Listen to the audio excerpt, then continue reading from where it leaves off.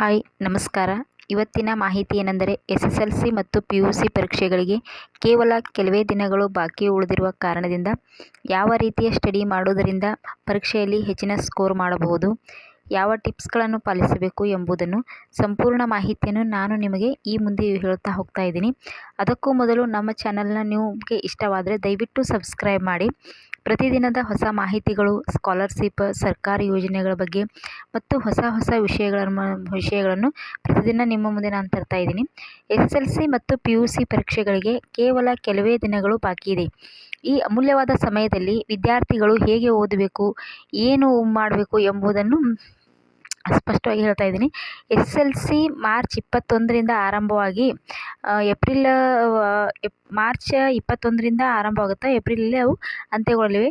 ಕೇವಲ 1 ತಿಂಗಳು ಮಾತ್ರ ಬಾಕಿ ಇದೆ. ಈ ಸಮಯದಲ್ಲಿ ವಿದ್ಯಾರ್ಥಿಗಳಿಗೆ ಒತ್ತಡ ಮತ್ತು ಆತಂಕ ಭಾವನೆ ಮೂಡುವುದು ಸಹಜ. ಆದರೆ ಇದಕ್ಕೆ ಏಕೈಕ ಪರಿಹಾರ ಏನಂದ್ರೆ, ಈಗ ಉಳಿದಿರುವ ಸಮಯವನ್ನು ಸದುಪಯೋಗಪಡಿಸಿಕೊಂಡು ಪರೀಕ್ಷೆಗೆ ಸಿದ್ಧತೆಯನ್ನು ಮಾಡ್ಕೋಬೇಕು. ಅದೇ ಆತಂಕದಲ್ಲೇ ನೀವು ಆದರೆ ಕುಗ್ಗಕ್ಕೆ ಸ್ಟಾರ್ಟ್ ಮಾಡ್ತೀರ. ಆದ್ದರಿಂದ ಅದರಲ್ಲಿ ನೀವು ಈ 1 ತಿಂಗಳಲ್ಲಿ ಏನೇನು ಮಾಡಬೇಕು ಅಂದರೆ, ಈಗ ಏನು ಓದಿದಿರಲ್ಲ ಅದನ್ನು ಓದೋದನ್ನು ನಿಲ್ಲಿಸ್ಬಿಟ್ಟು ಇವುಗಳನ್ನು ಇದು ಮಾಡ್ಕೊತ ಹೋಗಿ, ಈ ಒಂದು ಟಿಪ್ಸ್ಗಳನ್ನು ಫಾಲೋ ಮಾಡ್ಕೊತ ಹೋಗಿ. ಅವು ಒಂದೇದೇನೆಂದರೆ, ಸಿಲೆಬಸ್ಸನ್ನು ಮೊದಲು ನೀವು ಇಟ್ಕೊಂಡಿರ್ಬೇಕು. ಫಸ್ಟ್ ಸಿಲೆಬಸ್ನ ಇಟ್ಕೊಳ್ರಿ. ಸಿಲೆಬಸ್ ಒಳಗೆ 1ನೇ ಚಾಪ್ಟ್ರಾಗ 2 ಮಾರ್ಕ್ಸಿನ ಕ್ವಶನ್ಸ್ ಎಷ್ಟದವು, 5 ಮಾರ್ಕ್ಸಿನ ಕ್ವಶನ್ಸ್ ಎಷ್ಟದವು, 1 ಮಾರ್ಕ್ಸಿನ ಕ್ವಶನ್ಸ್ ಎಷ್ಟದವು, ಅವುಗಳನ್ನು ಇಟ್ಕೊಳ್ಳಿ. ಆ ನಂತರ ವಿದ್ಯಾರ್ಥಿಗಳು ಓದಿದ್ದನ್ನು ಪ್ರತಿದಿನ ಬರೆದು ಅಭ್ಯಾಸ ಮಾಡೋದು. 1ನೇದು ಸಿಲೆಬಸ್ ಇಟ್ಕೊಳ್ರಿ. 2ನೇದು ಇವತ್ತೇನು ಓದಿರ್ತಿರಲ್ಲ, 1 ಮಾರ್ಕ್ಸ್ ಕ್ವಶನ್ಸು, 2 ಮಾರ್ಕ್ಸ್ ಕ್ವಶನ್ಸ್ ವೈಸೇ ತಕ್ಕೋತವ್ರಿ. ಇವಾಗ 1ನೇ ಪಾರ್ಟ್ನಾಗ 5 ಮಾರ್ಕ್ಸಿನ ಕ್ವಶನ್ ಬರ್ತೈತೆ ಅಂದ್ರೆ 1ನೇ ಪಾರ್ಟ್ದಾಗಿಂದು 5 ಮಾರ್ಕ್ಸಿನ ಕ್ವಶನ್ಸ್ನೇ ರೆಡಿ ಮಾಡ್ಕೊರಿ. ನೀವು ಮಾಡ್ಕೊಂಡು ಅದನ್ನು ಏನು ಓದಿರ್ತಿರಲ್ಲ, ಓದಿದ್ದನ್ನು 1 ಟೈಮ್ ಮಾಡ್ಕೊರಿ. ನಾ ಇವತ್ತು ಚಂದನ ಓದಿದ್ದು 1 ಟೈಮ್ 5 ಗಂಟೆಗೆ ಬರೆಯೋದು, 6 ಗಂಟೆಗೆ ಬರೆಯೋದು, ಇಲ್ಲ ಲಾಸ್ಟ್ ಟೈಮ್ ರಾತ್ರಿ ಬರೆಯೋದು, ಈ ಥರ ಮಾಡ್ಕೊರಿ. 3ನೇದಾಗಿ ಸರಿಯಾದ ಯೋಜನೆ ವೇಳಾಪಟ್ಟಿ, ಅಂದರೆ ಯಾವ ಟೈಮಿಗೆ ಯಾವ ಸಬ್ಜೆಕ್ಟ್ ಓದಬೇಕು, ಆಮೇಲೆ ಅದನ್ನು ಯಾವಾಗ ಬರ್ಕೋಬೇಕು ಅನ್ನೋದನ್ನು ಒಂದು ವೇಳಾಪಟ್ಟಿಯನ್ನು ಸಿದ್ಧ ಮಾಡ್ಕೊರಿ. 4ನೇದಾಗಿ ಅತಿ ಹೆಚ್ಚು ಮಾದರಿ ಪ್ರಶ್ನೆ ಪತ್ರಿಕೆ ಬಿಡಿಸುವುದು. ಮಾದರಿ ಪ್ರಶ್ನೆ ಪತ್ರಿಕೆ ಬಿಡಿಸುವುದು ಅಂದರೆ ಏನಂದ್ರೆ, ಇವಾಗ ನಿಮ್ಗೆ ಪೂರ್ವ ಸಿದ್ಧತಾ ಸರಣಿ ಎಕ್ಸಾಮ್ ಇಟ್ಟಿರ್ತಾವೆ, ಪ್ರಿಪ್ರೇಟರಿ ಸರಣಿ ಅಂತೇಳಿ, ಅವು ಆಯಿತು. ಆಮೇಲೆ ಇವು ಹೊಸ ಬೇರೆ ಬೇರೆ ಬುಕ್ಗಳು ಇರ್ತಾವೆ, ಮಾದರಿ ಪ್ರಶ್ನೆ ಪತ್ರಿಕೆ ಬುಕ್ಗಳು. ಅವರು ಏನು ಮಾಡಿರ್ತಾರಂದ್ರೆ, ನಿಮಗೆ ಇದ್ರ ಪ್ರಕಾರನೇ ಕೊಟ್ಟಿರ್ತಾರೆ, ಬ್ಲೂ ಪ್ರಿಂಟ್ ಪ್ರಕಾರನೇ ಕ್ವಶನ್ಸ್ ಮಾದರಿ ಪ್ರಶ್ನೆ ಪತ್ರಿಕೆ ತೆಗೆದಿರ್ತಾರೆ. ಮತ್ತು ನೀವಾಗೆ ಹೊಸ ಮಾದರಿ ಪ್ರಶ್ನೆ ಪತ್ರಿಕೆ ಏನು ಬ್ಲೂ ಪ್ರಿಂಟ್ ಇದೆಯಲ್ಲ, ಆ ಬ್ಲೂ ಪ್ರಿಂಟ್ ಪ್ರಕಾರ ನೀವು ಮಾದರಿ ಪ್ರಶ್ನೆ ಪತ್ರಿಕೆ ತೆಗೆದ್ರಂತೂ ಇನ್ನೂ ಬೆಸ್ಟ್, ಒಳ್ಳೆ ಸ್ಕೋರ್ ಮಾಡೋಕೆ ಒಳ್ಳೆ ಅವಕಾಶ ಸಿಕ್ಕಂಗತ್ತೆ. ಹೊಸ ಕ್ವಶನ್ಸ್ಗಳನ್ನು ನೀವು ಅರೈಸ್ ಮಾಡ್ಕೊಂಡು ಅದರ ಆನ್ಸರ್ ನೀವೇ ಬಿಡಿಸಿ, ನೀವೇ ಮಾದರಿ ಪ್ರಶ್ನೆ ಪತ್ರಿಕೆ ಏನಾದರೂ ರೆಡಿ ಮಾಡ್ಕೊಂಡಿದ್ದೆ ಆದರೆ ನಿಮಗೆ ಪರೀಕ್ಷೆ ಭಯನೇ ಇರಲ್ಲ ಅಂತ ಹೇಳ್ತಾ ಇದ್ದೀನಿ. 4ನೇದಾಗಿ ಹಳೆಯ ಪ್ರಶ್ನೆ ಪತ್ರಿಕೆಯನ್ನು ಅಭ್ಯಾಸ ಮಾಡೋದು. ಇವಾಗ ಹಳೆಯವು ಎಟ್ಲೀಸ್ಟ್ ಒಂದು 6-7 ವರ್ಷದ ಕ್ವಶನ್ ಪೇಪರ್ ಪರ್ಫೆಕ್ಟಾಗಿ ಬಿಡಿಸ್ಬೇಕು. 6-7 ವರ್ಷದ ಕ್ವಶನ್ ಪೇಪರ್ ಬಿಡಿಸೋದು.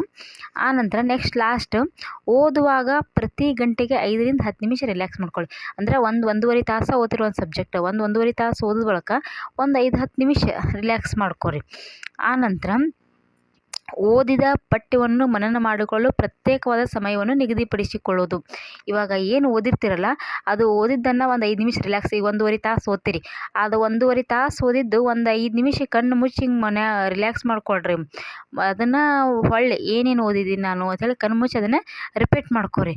ಒಂದು ಸರಿ ಓದಿದ್ದನ್ನು ಮನನ ಮಾಡ್ಕೊಳ್ಳೋದು. ಈ ಮನನ ಮಾಡ್ಕೊಂಡಿದ್ದನ್ನು 1 ಟೈಮ್ ಲಾಸ್ಟ್ ಇವತ್ತು ನಾ ಏನು ಓದಿನಿ ಎಲ್ಲ ಬರೆದು ತೆಗೆದು ಅಂದ್ರೆ ಪರ್ಫೆಕ್ಟ್ ಆಗಿಬಿಡ್ತದೆ. ಇದು ಒಂದು ತಿಂಗಳಲ್ಲಿ ನಿಮಗೆ ಈ 1 ದಿನದಲ್ಲಿ ಎಷ್ಟು ನಾ ಸಿಲೆಬಸ್ ಓದಬೇಕು ಅನ್ನೋದು ಮೊದಲು ತಿಳ್ಕೊಳ್ಳಿ. ಇವತ್ತು ಈ ಚಾಪ್ಟರ್ ಕಂಪ್ಲೀಟ್ ಮಾಡಬೇಕಿದ್ರೆ 5 ಮಾರ್ಕ್ಸಿನ ಕ್ವಶನ್ಸ್ ಬ್ಲೂ ಪ್ರಿಂಟ್ನಾಗ ಐತಿ, 5 ಮಾರ್ಕ್ಸಿನ ಕ್ವಶನ್ಸ್ ಈ ಚಾಪ್ಟರ್ದಾಗ ಎಷ್ಟು ಬರ್ತಾವೆ ಅಷ್ಟು ತಕ್ಕೋಬೇಕು ಅಂತ ಮೊದಲೇ ಪ್ರಿಪೇರ್ ಆಗಿ ಕೂತ್ಕೋರಿ.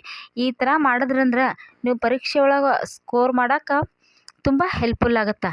ಆದ್ರೆ ಈಗೆಲ್ಲಕ್ಕಿಂತ ಮೀರಿ 1 ತಿಂಗಳು ಐತೆ ನಾನು ಕಂಟಿನ್ಯೂ ಇದೇ ಮಾಡೋದಲ್ಲ, ಹಗಲ ರಾತ್ರಿ. ಯಾಕಂದ್ರೆ ನಿಮ್ಗೆ ಹೆಲ್ತ್ನು ಅಷ್ಟೇ ಇಂಪಾರ್ಟೆಂಟ್. ಹೆಲ್ತ್ ಬಗ್ಗೆ ತುಂಬ ಕೇರ್ ವಹಿಸಬೇಕು. ನಿಮ್ಮ ಪಾಲಕರೇ ಆಗಿರಬೇಕು, ಆಮೇಲೆ ನೀವು ಮೊದಲು ಜಾಗೃತಿ ವಹಿಸಬೇಕು. ಕರೆಕ್ಟ್ 6ರಿಂದ 8 ಗಂಟೆ ನಿದ್ದೆ ಮಾಡಿ, ಒಳ್ಳೆ ಆಹಾರ ತಿನ್ನಿ. ಯಾಕಂದರೆ ಎಕ್ಸಾಮ್ ಟೈಮಲ್ಲಿ ಆರೋಗ್ಯ ಕೆಡಿಸ್ಕೊಂಡ್ರಂತೂ ತುಂಬ ಕಷ್ಟ ಆಗುತ್ತೆ, ಎಕ್ಸಾಮ್ ಬರೋಕ್ಕಾಗಲ್ಲ. ಆರೋಗ್ಯವನ್ನು ನೋಡಿಕೊಂಡು ನೀವು ಸ್ಟಡಿ ಮಾಡಿ ಅಂತ ಹೇಳ್ತಾ ಇದ್ದೀನಿ. ಅದ್ರ ಜೊತೆ ಪಾಲಕರು ಮಕ್ಕಳಲ್ಲಿ ಓದಿನ ಬಗ್ಗೆ ಹೆಚ್ಚಿನ ಹುರಿದುಂಬಿಸ್ರಿ. ಅವರನ್ನು ಕುಗ್ಗಿಸ್ಬೇಡ್ರಿ, ಓದ್ರಿ ಅಂತೇಳಿ ಅವ್ರ ಮೇಲೆ ಅತಿ ಒತ್ತಡ ಪ್ರೆಷರ್ ಹಾಕಕ್ಕೆ ಹೋಗ್ಬೇಡ್ರಿ. ಖುಷಿಯಿಂದ 1 ತಿಂಗಳು ಅವ್ರ ಜೊತೆನ ಹೆಚ್ಚಿನ ಟೈಮನ್ನು ನಿಮ್ಮ ಮಕ್ಕಳ ಜೋಡಿ ಈ ಏನು ಎಕ್ಸಾಮ್ ಸಮೀಪ ಐತಲ್ಲ, ಈ 1 ತಿಂಗಳು ಸ್ಟಡೀಸ್ ಒಳಗೆ ಅವ್ರನ್ನ ಏನಾದರೂ ನೀವು ಪ್ರೇರಣೆ ಮಾಡಿದ್ರೆ ಅವ್ರ ಮೈಂಡ್ಸೆಟ್ಟೇ ಚೇಂಜ್ ಆಗುತ್ತೆ. ಅವ್ರ ಮೇಲೆ ಪ್ರೆಷರ್ ಹಾಕಬೇಡ್ರಿ. ನಗನಗುತ್ತಾ ಅವ್ರಿಗೆ ಹೇಳ್ಕೊತ ಹೋದರೆ ಅವ್ರು ಸ್ಕೋರ್ ಮಾಡೋಕೆ ಆಗುತ್ತೆ. ಈ ಮೊದಲೇ ಅವರಲ್ಲಿ ಒತ್ತಡ ಇರುತ್ತೆ. ನಿಮ್ದಿಟ್ಟು ಇಲ್ಲ ಇಷ್ಟು ಮಾಡ್ಬೇಕು ಅಷ್ಟು ಮಾಡ್ಬೇಕಂದ್ರೆ ಇನ್ನೂ ಅವ್ರ ಮೇಲೆ ಪರಿಣಾಮ ಬೀಳುತ್ತೆ ಮಕ್ಕಳ ಮೇಲೆ ಅಂತ ಹೇಳ್ಬಿಟ್ಟು ಹೇಳ್ತಾ ಇದ್ದೀನಿ. Thanks for watching. ಮತ್ತೊಂದು ಹೊಸ ಮಾಹಿತಿಯೊಂದಿಗೆ ನಿಮ್ಮ ಮುಂದೆ ಬರ್ತೀನಿ. ದಯವಿಟ್ಟು ನಮ್ಮ ಚಾನಲ್ ನಿಮಗೆ ಇಷ್ಟ ಆಗಿದರೆ ಸಬ್ಸ್ಕ್ರೈಬ್ ಮಾಡಿ, ಸಪೋರ್ಟ್ ಮಾಡಿ ಮತ್ತು ನಮ್ಮ ಮುಂದಿನ ಚಾನಲ್ಗೆ ಪ್ರೇರಣೆ ನೀಡಿ ಅಂತ ಹೇಳ್ತಾ ಇದ್ದೀನಿ. Thanks for watching.